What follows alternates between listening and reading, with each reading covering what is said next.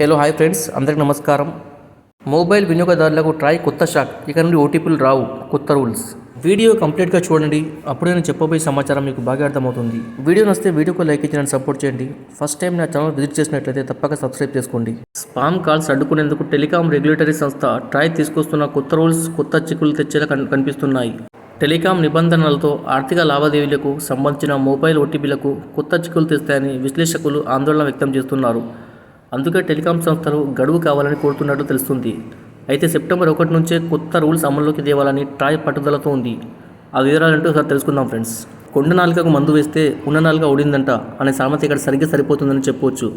ఎందుకంటే spam calls మెసేజ్లను అడ్డుకునేందుకు telecom నియంత్రణ సంస్థ ట్రాయ్ తీసుకొచ్చిన కొత్త నిబంధనలు కొత్త సమస్యలను తెచ్చిపెట్టే అవకాశాలు ఉన్నాయి. స్పామ్ మెసేజ్లను అడ్డుకునేందుకు తెచ్చిన రూల్స్తో బ్యాంకులు, ఫైనాన్షియల్ సంస్థలు, ఈ-కామర్స్ కంపెనీల నుంచి వచ్చే మొబైల్ ఓటీపీలు అవాంతరాలు ఏర్పడే అవకాశాలు ఉన్నాయని టెలికాం వర్గాలు ఆందోళన వ్యక్తం చేస్తున్నాయి. ఈ కారణంగా తమకు కాస్త గడువు కావాలని టెలికాం సంస్థలు కోరుతున్నట్టు తెలుస్తుంది. అయితే ట్రై సెప్టెంబర్ 1 నుంచి కొత్త రూల్స్ అమలు చేయాల్సిందేనని పట్టు మీద ఉన్నట్టు తెలుస్తుంది. యూఆర్ఎల్స్, ఓటీటీ లింకులు, ఏపీకే ఫైల్స్తో ఉండే మెసేజ్లు, వైట్ లిస్ట్ చేయని కాల్ బ్యాంక్ నంబర్లతో ఉండే మెసేజ్లను ఆపేయాలని టెలికాం సంస్థలకు ట్రై ఆదేశించింది. ఆగస్టు 31వ తేదీలోగా మెసేజ్ టెంప్లెట్స్ కంటెంట్ను రిజిస్టర్ చేసుకోవాల్సిందిగా సూచించింది. అయితే మెసేజ్లు పంపే వివిధ సంస్థలు తమ హెడర్, టెంప్లెట్స్ మాత్రమే గతంలో టెలికాం సంస్థలతో రిజిస్టర్ చేసుకున్నాయి.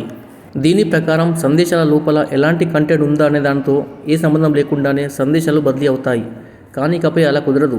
ట్రాయ్ తీసుకొచ్చిన కొత్త రూల్స్ ప్రకారం బ్లాక్ చైన్ ఆధారిత డిస్ట్రిబ్యూటెడ్ లెడ్జర్ టెక్నాలజీకి టెలికాం సంస్థలు మారాల్సి ఉంటుంది. ప్రతి మెసేజ్ చదవాలి, నిబంధనలకు అనుగుణంగా లేని వాటిని బ్లాక్ చేయాలి.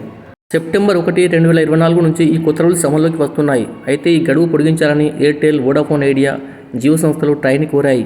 అయితే ఇప్పటికే కావాల్సినంత సమయం ఇచ్చామనే కారణంతో గడువు పొడిగించేందుకు ట్రై సుముఖంగా లేదని తెలుస్తుంది.